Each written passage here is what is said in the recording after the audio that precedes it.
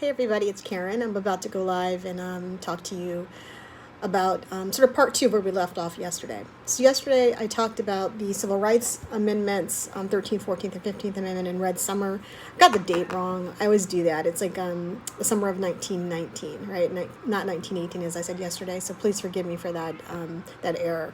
So anyway, today I want to talk about where I left off yesterday, that what we're really dealing with is a sense of fear from white people that if there's a sense of justice in the world, that we are actually going to one day make them pay, right? That they're actually going to have to pay for what was done to us, right? And I think that, I'll say this, I think that a lot of us have a sense of justice and fair play. And I think what happens is that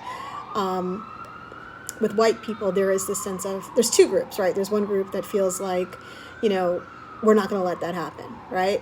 That we have to control these people and dominate these people because if there is a sense of justice, we are going to pay mightily for this, and they just will not let that happen. Then I think there's a second group who have a sense of guilt about what happened and feel like they want to help and they want to be allies, or sometimes they don't even want to deal with us. They might avoid us because there's a sense of shame about what happened, but we don't talk about that. I want to talk about a little bit of both of those things today. So I'm going to sort of marry this with history, maybe talk about some of my own personal experiences, but really, really going to focus on that today, that sense of guilt and this sense of this other sense of like anger, right? So I think African Americans or Black people or people of color are really kind of confused by racism in a lot of ways. We experience it, we go through it all the time, but I think we really don't really understand what's happening because we don't really understand our history well enough. So to sort of talk about it, just to give you just a general overview, that the first group of people that I mentioned, the ones who are just actively hate us, think they hate us for a couple of reasons. One is that they feel deep in their hearts that if we are anything like them, we are going to hurt them one day. And they legitimately hate us. And it's sort of this preemptive hate, right? That if I'm actually saving my own life by killing someone who comes into my neighborhood that shouldn't be there, right? Because they must not be up to any good. Because if it were me, and I had suffered what these people had suffered, you better believe that I would do everything I could to harm these people, right?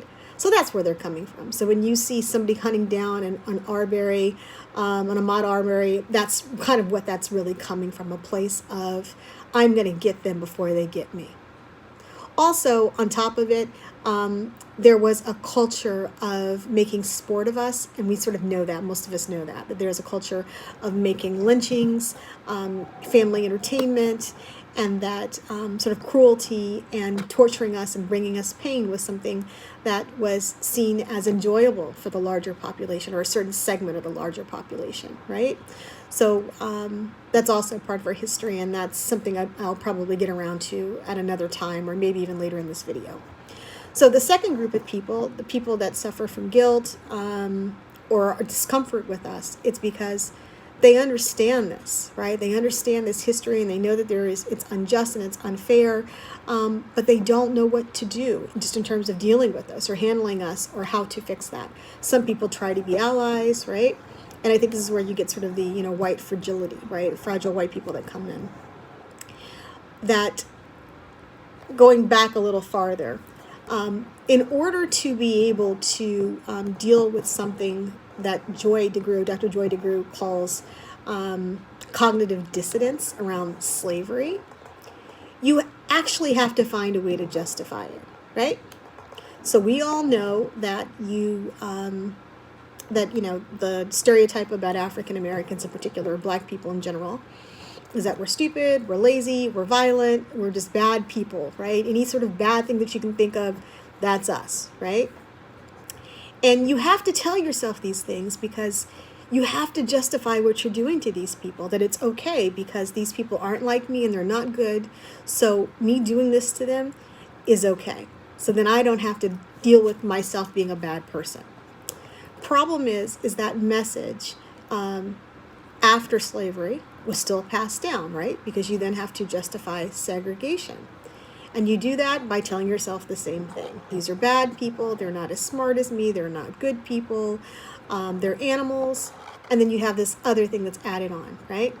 That if they ever get into a position of power or even just equality with me, what might they do to me? And there's also this little bit of them that knows that what we might do might actually be deserved. I'm not saying that's what Black people would necessarily do. As a matter of fact, it's kind of probably not in our nature to do that sort of thing. We're kind of people who actually want peace more than anything, right? We like to live in harmony, and it's kind of our African nature. But with that said, people are afraid of that, right? There is this huge fear that that actually might be something that we might do. So with that being said, even people who consider themselves allies and friends and people who are supporters and they vote for the right party, that when confronted with us, right, when there's a disagreement or something that doesn't go well between us, that there's that little bit of fear. And with that fear often comes aggression, because it's the idea that I am going to get them, or I am going to make sure that I control the situation before it gets out of hand. Because there's a real deep fear that we actually might harm them, right? And that, again, in the back of their minds, if we did, it would be kind of deserved. So we find ourselves in this sort of weird kind of dance with our white neighbors, with our allies, the ones who consider themselves allies or friends to us, our liberal friends, and then the rabid racists among them. That each of them is carrying these beliefs about us, right? The polite racists, as I call them, feel that they feel this way, and this is the truth of who we are, but I want to be nice, I want to be decent, I want to be friends, I want to try to give people the benefit of the doubt, even though I actually still kind of believe these things about them, right? And then you have the rabid racists who believe these things and just think that we just need to be dealt with, right? And part of the being dealt with is this idea that we are a present and constant threat to them. And again, it's from the place of they know what they would do if they were in our shoes. And they're just waiting for us to wake up and do it to them. So what do you do with that? It's like having a hornet's nest in your backyard, right? That you got this thing that is a threat to you, and you know that one day maybe, if you poke that hornet's nest, all of those bees will come out and maybe they'll sting you to death, right? And I think that's the way that they see us. So it's a matter of, with the rabid racists, I'm going to deal with this threat before it actually has a chance to really harm me, right? And the polite racists are people who are polite racists, right? Like the women in the park. The polite racists think, well, I'm just going to pretend like all of that doesn't exist, and like I don't have these feelings of fear or dread or superiority, and if I pretend like they're not there, or if I try to work to overcome them, that's the best that I can do.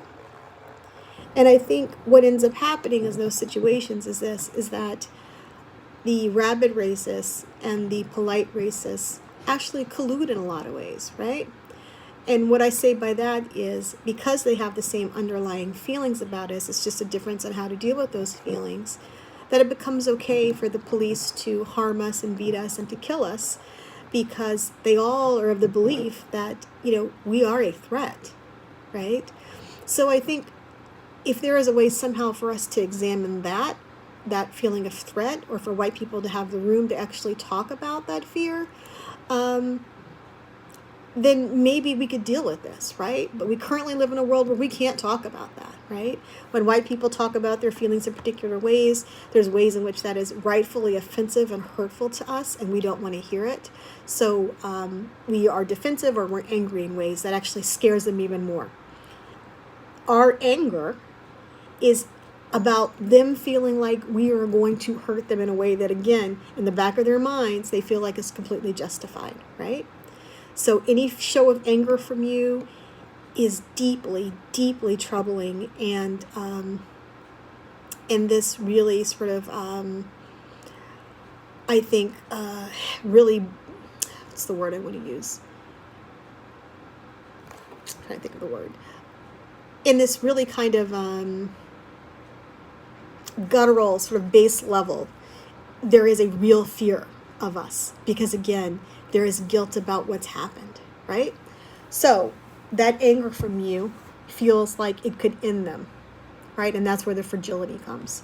So I say all this to say that, you know, if we're ever going to deal with this, if it ever could be dealt with, we're going to have to be able to have those kinds of conversations about what's really happening between us. Or we need to figure out how we can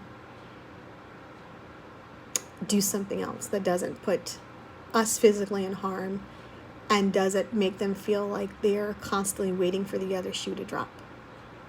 Okay, folks, that's what I got for this video, and we'll talk more soon. Take care.